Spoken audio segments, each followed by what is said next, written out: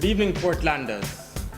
Welcome again to your weekly show on our local cable channel, Projecting Portland Positively. This is your show where we highlight issues relating to the development of our parish. We're going to be exploring with you this evening another interesting topic. And this evening we have a very beautiful and delightful guest in the form of Mrs. Denise Lewis, the parish coordinator for disaster preparedness in Portland. Welcome, Mrs. Lewis. Thank you, sir. As you have heard, we're going to be exploring how we deal with disaster management in our parish. We have had a flood recently. Unfortunately, there was a loss of one life and some other persons were injured, loss of property.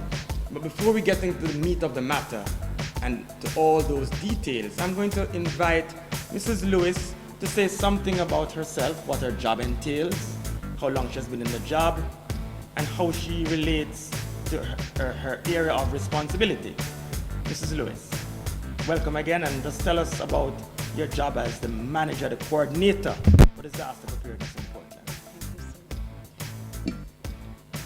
I am Denise Lewis, parish coordinator for disaster preparedness.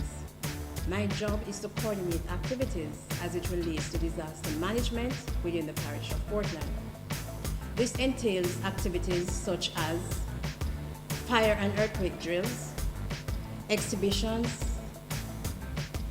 seminars as it relates to businesses, training in shelter management and first aid, also to include debates and public awareness sessions.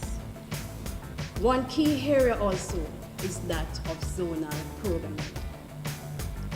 When I speak of zonal programming, there are 4 levels to the disaster management structure.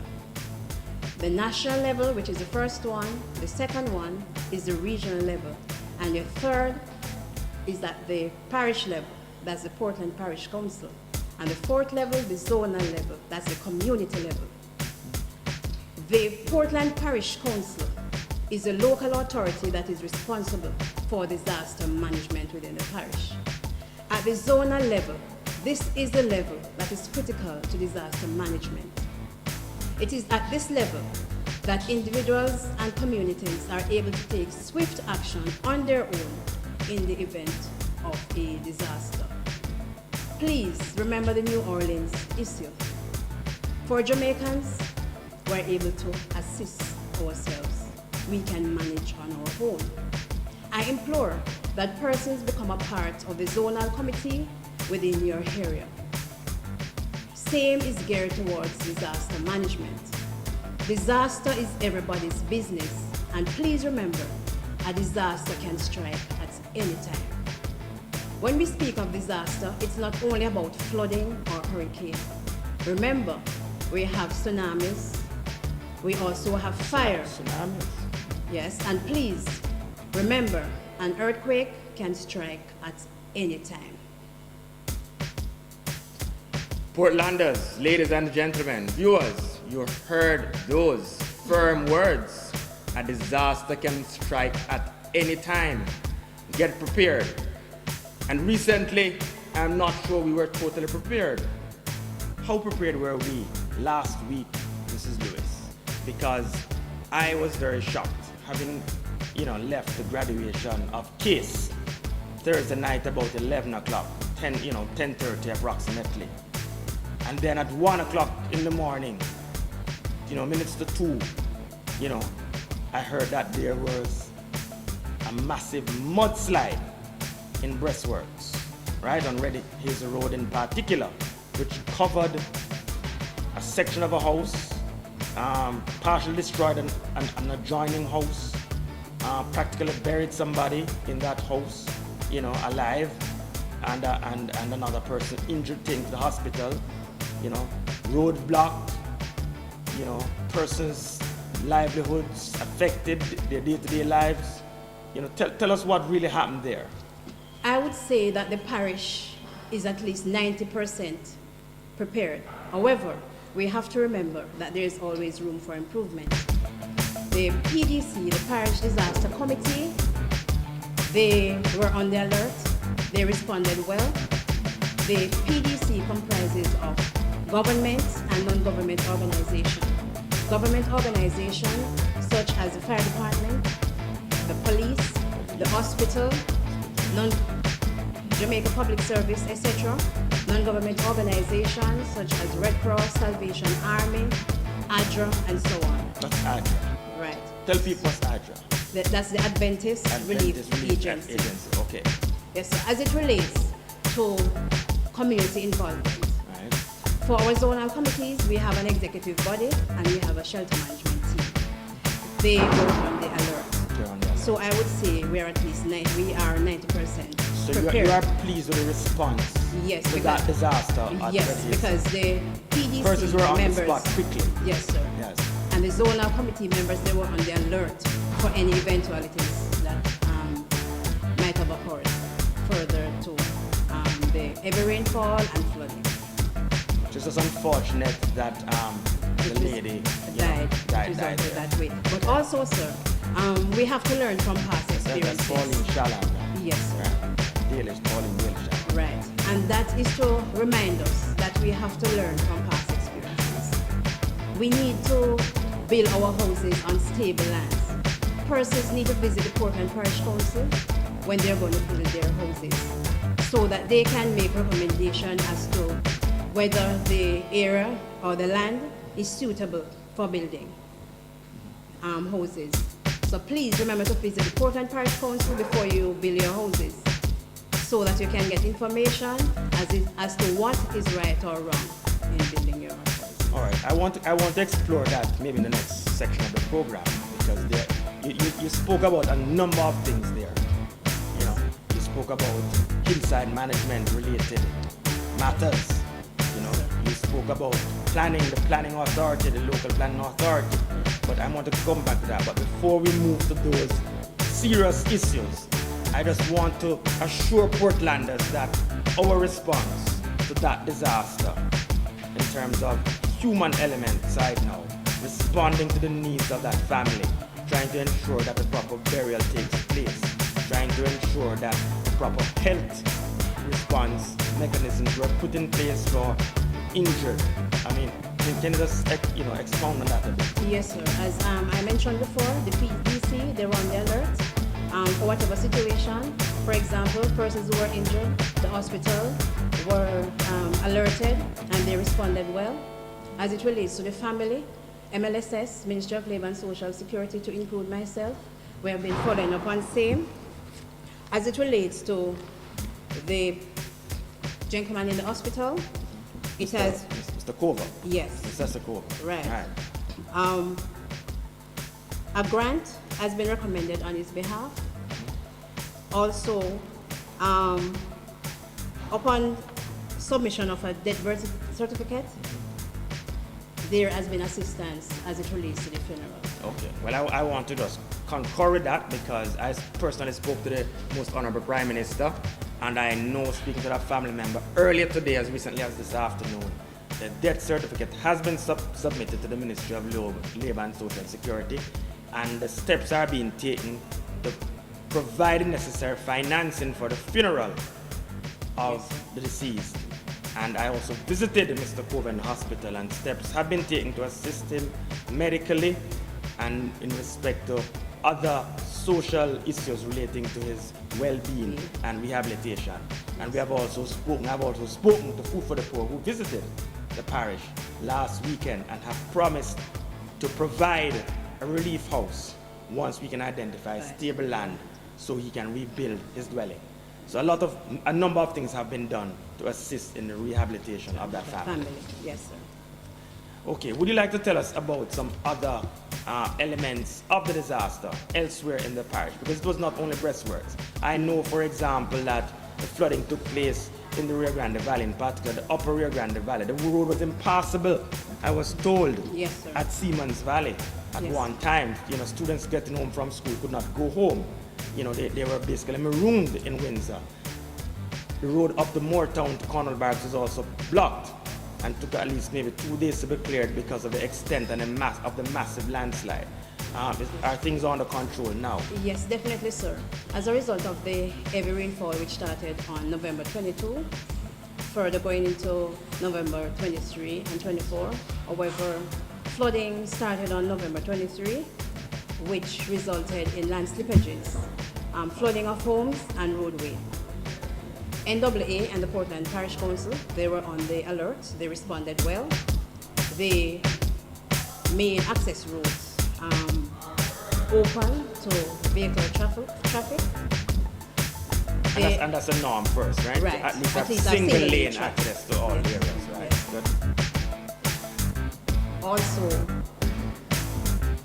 as I mentioned, the land slippages were cleared. Were there any injuries up in other areas? No, there were no other injuries. Okay. What However- about loss of property? Were any other houses severely damaged in the Upper Yes. Rio Grande Valley?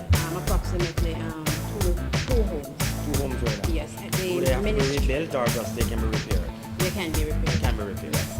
The Ministry of Labor and Social Security, they dispatched their assessment team.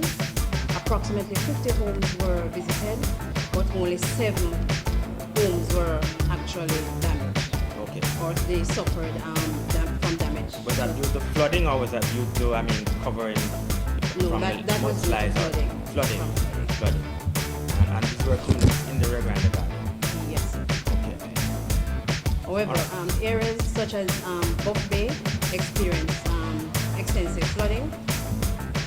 Also in Fruitful Vale, Seaman's Valley, as you mentioned, Orange Bay, and so on. Sorry, go ahead. Assistance we're in the process of giving assistance to those persons, but we continue our assessment. Okay. There's another area which I didn't mention, which is the Pleasant Hill Road, because I visited that on the Saturday following the floods, and I've just revisited that area with a team from the National Works Agency, particularly the person dealing with river training. And that road has been cut in half practically. It has been undermined. And we will need to do some gabion reconstructive work there to reclaim the road which has been lost and to re-establish proper vehicular traffic. Because there's only single lane traffic Yes, right sir. now. Well, as it relates to disaster management within the parish, and we have plans geared towards same. Of course, river training. There are plans in place to have river training to prevent the rivers overflowing their banks. Also, plans are in place, and we have actually started training in shelter management and first aid, public awareness in terms of education. And at what level is conducted? At the zonal community level? Yes, and this involves government agencies too. All right, we're going to explore that in the next section. We're going to take a break now. I want to thank you for showing us thus far. And Portlanders, we're going to take a break, our first break. You're watching Projecting Portland Positively. We'll be right back. Don't touch that dial.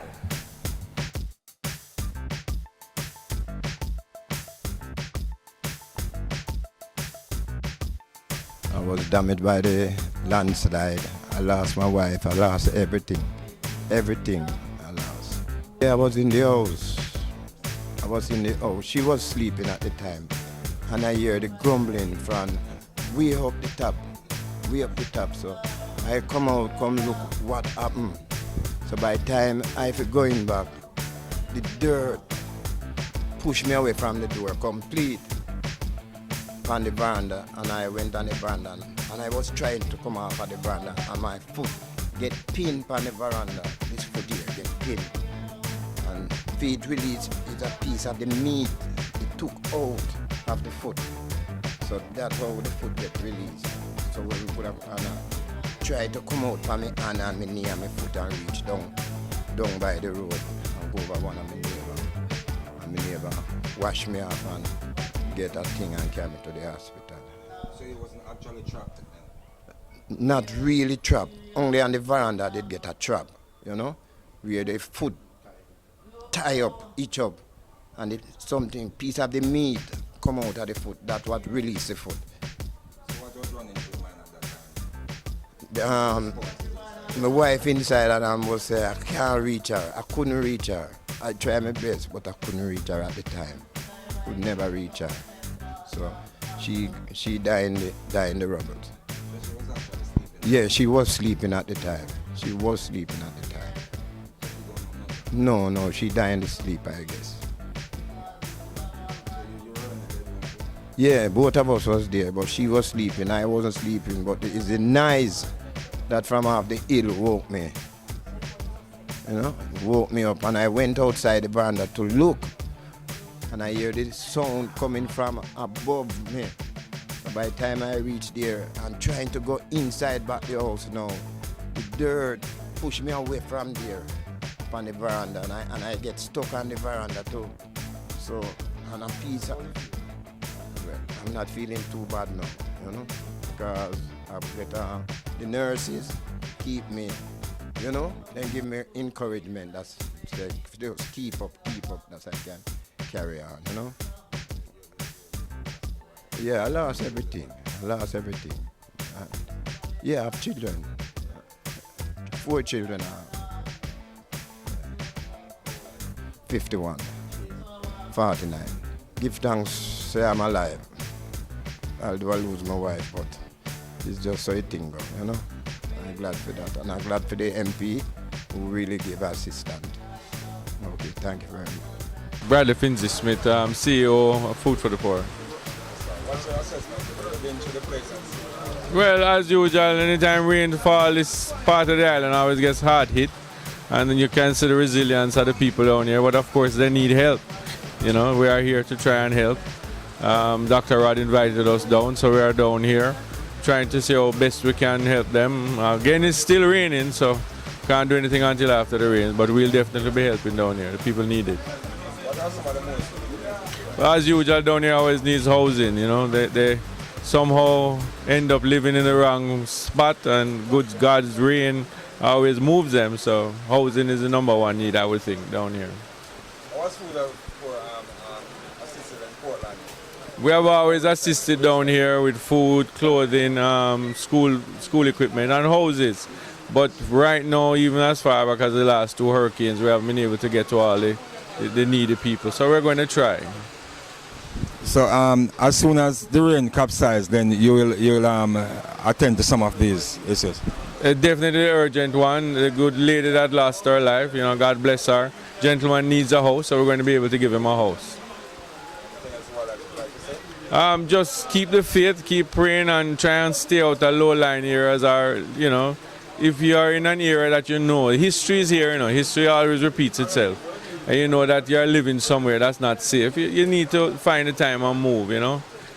Ask the MP, ask people around you and try and move. So when a disaster happens, you know, heavy rain, hurricane, then we don't face moving the same people over and over. Well, Food for the Poor has been one of our main partners in assisting the people in need in Portland during several years. They have helped us in a number of our challenges in this same district, elsewhere in the constituency in Port Antonio. I mean, recently they assisted with some houses and boats for the fishermen in Manchonil.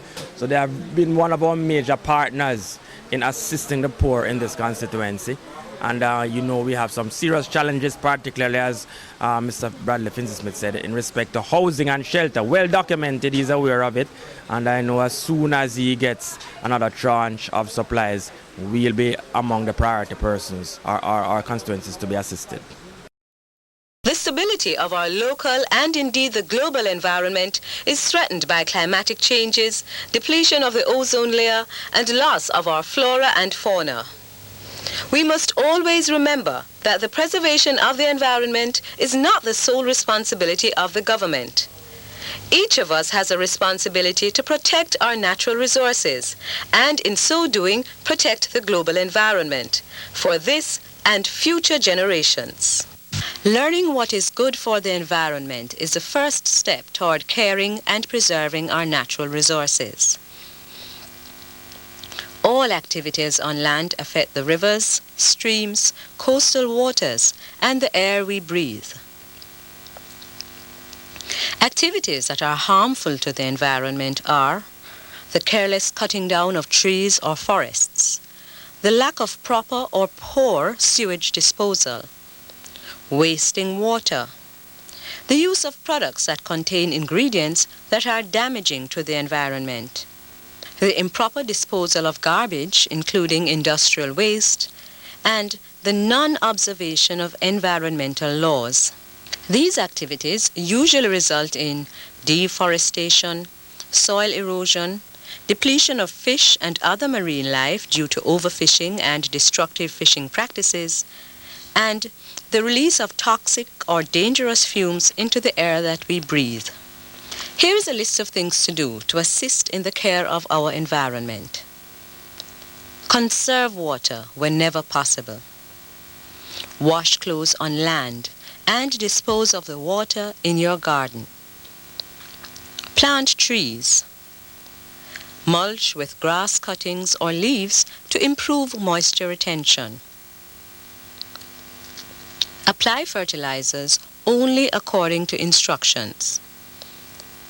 Report oil spills and improper industrial waste disposal to the relevant authorities.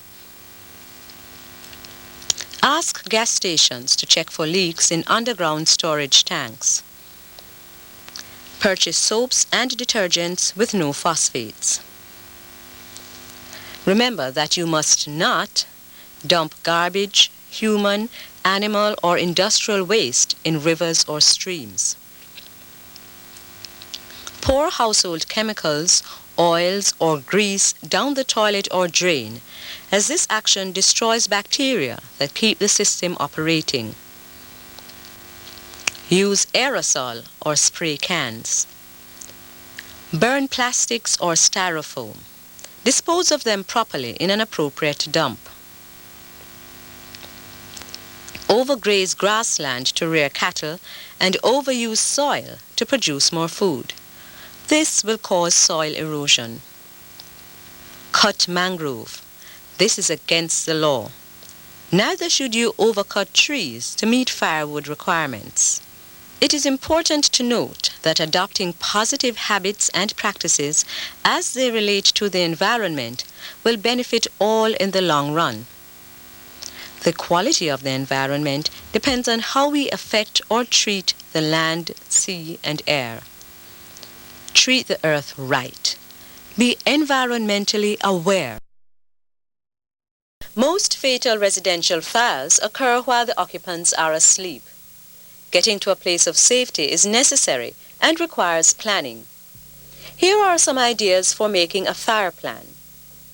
Draw a plan of each floor of your house where bedrooms are located. Your plan should show the location of 2 escape routes, one for normal use and one emergency route. All doors, windows, stairways, fire escapes, and adjacent buildings. And a central meeting place outside your house. Establish a way of escape from each section or room of the building. Establish an alternative way out of the room or building. If a window is chosen as an emergency route, you must make sure that the person whom you choose to use it is able to reach and unlock the window. He or she must also be able to remove the screen and/or the storm window if one is installed. Choose someone to call the fire service or go to the nearest fire station. Practice your fire plan with every member of the household on a regular basis. When you discover a fire, raise an alarm to warn others of the emergency. If possible, call the fire brigade using the quickest means. Get everyone out of the room or building where the fire is.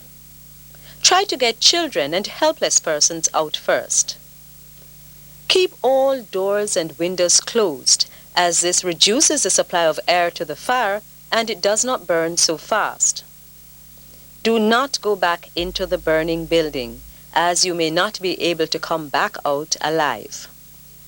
In thick smoke, keep your head near the ground where the air will be clearer. After getting everyone out of the building, go to a safe place in the open, away from the building. Check quickly and see to it that everyone is accounted for and report to someone in authority. The 1907 earthquake killed approximately 1,200 Jamaicans and left more than 9,000 homeless. The most important thing to do during an earthquake is to remain calm. If you can do so, you are less likely to be injured. Take no action without thinking about the possible consequences. Motion during an earthquake is not constant. There are a few seconds between tremors.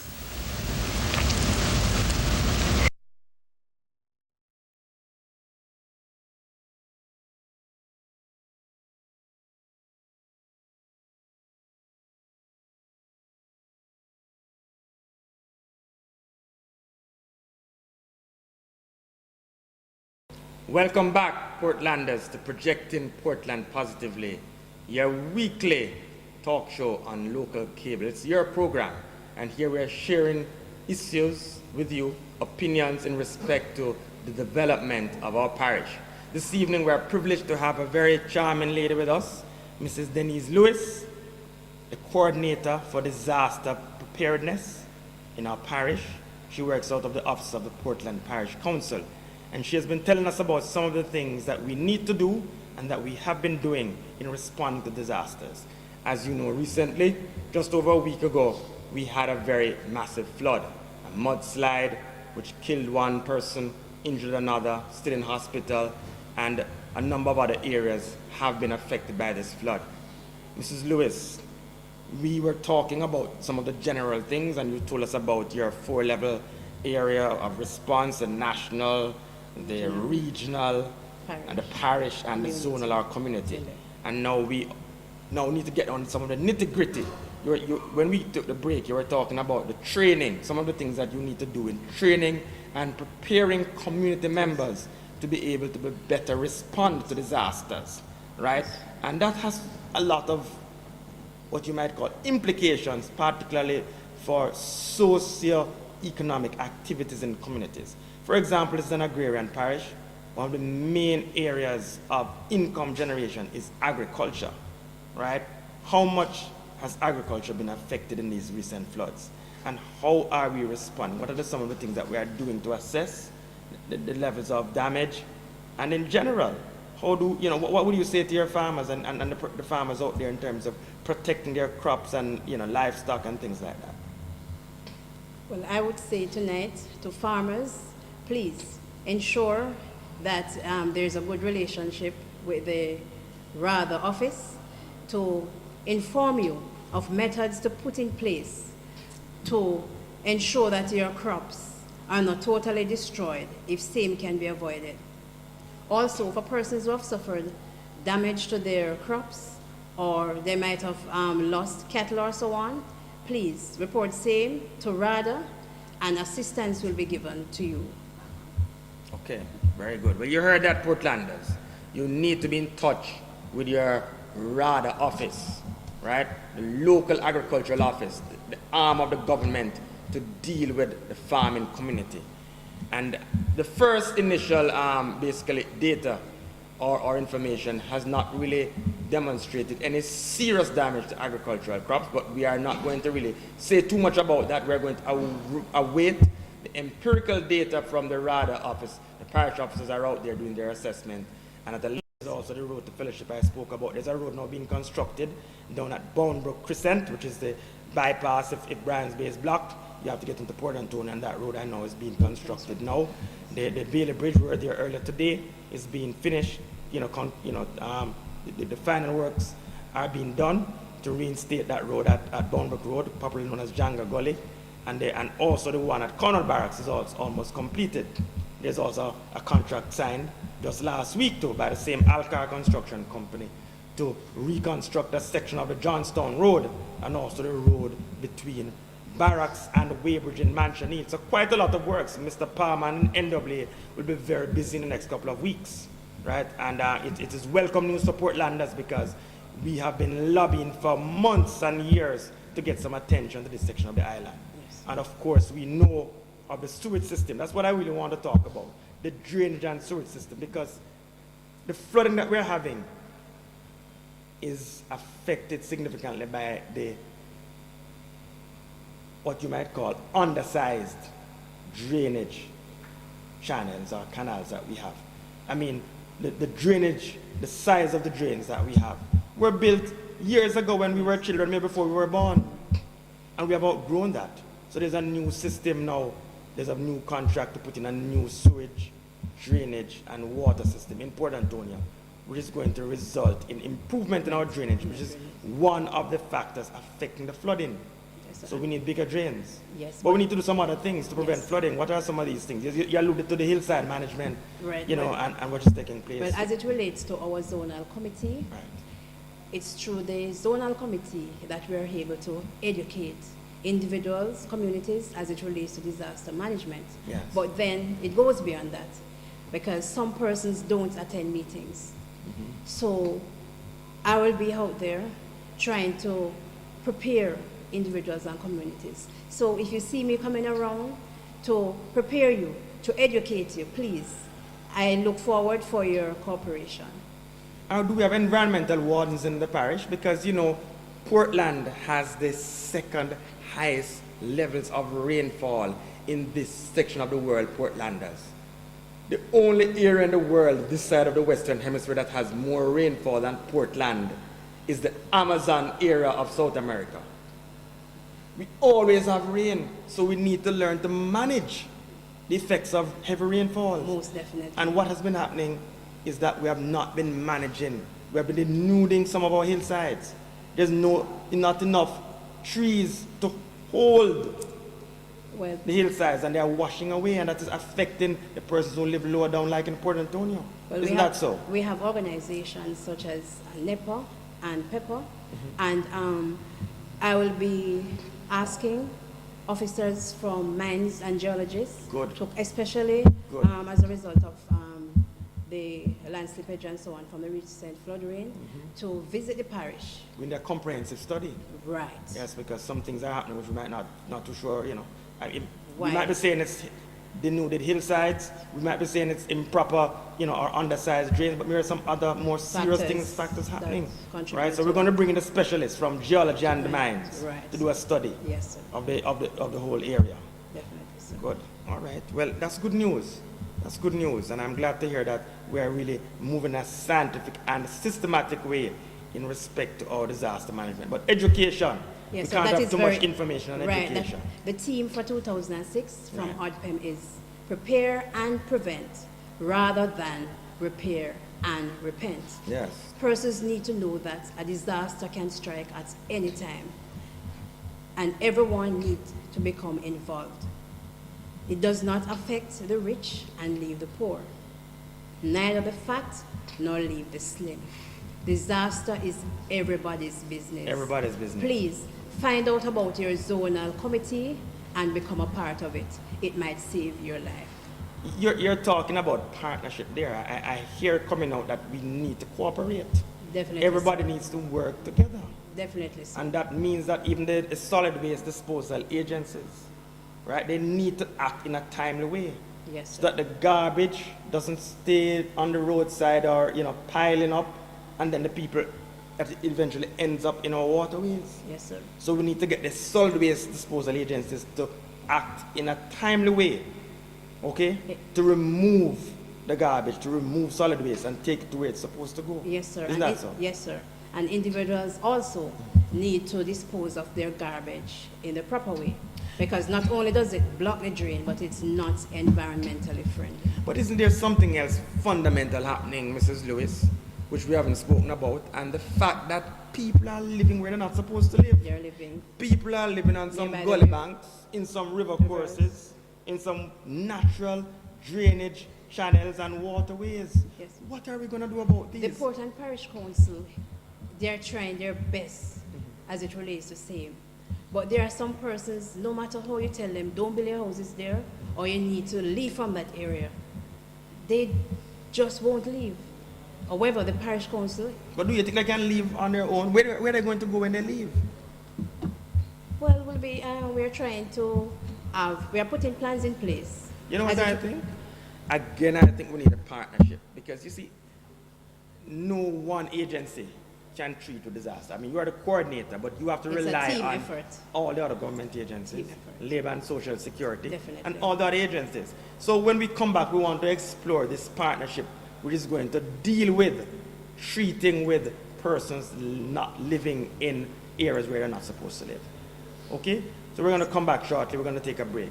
Portlanders, we're going to take a break. We have come to the end of the second section on your local cable program, projecting Portland positively. Don't touch that dial. We'll be right back. Yes, yes. Because we get something that can keep the water off the people in the house. We don't got any flood. And the river come up very high, but we don't have any flood. And we think we could get some more the grind up further up the road, stopping the people from getting flood out. For now, are you satisfied? So far, yes, I think I'm satisfied so far, but I wish to get some more. Coming on nice. Yes, because I can cross now. The little place I want to put this on really going well. But I beg you to try, hold on, try see if you can fight out with it. If we help come on, if you fix it, go down and fix the Jungle Gully Road. The only thing we want to see, brother, is to just fix the road. Fix the road them. See like how we fix them like this year. It's good to so far, then coming on alright. But I hope we finish with December still though. As you see, the minimal amount of work is left to cast one of the approaches and then complete the lane of the bridge, and then just put the road in place so that the bridge can be accessed from both the northern and southern sections.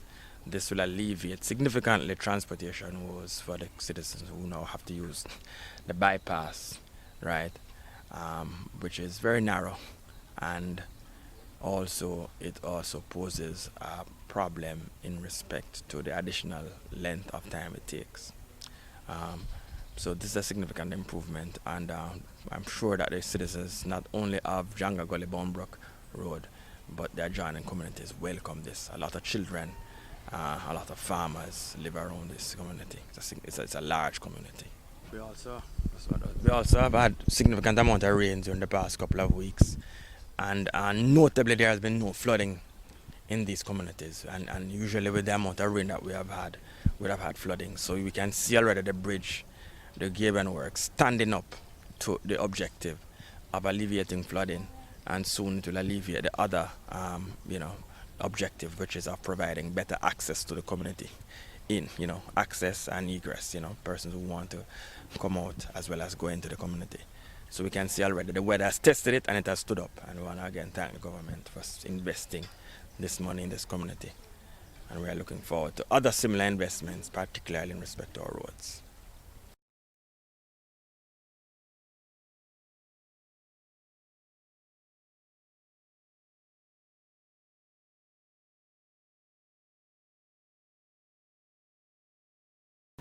Welcome back, Portlanders, to Projecting Portland Positively.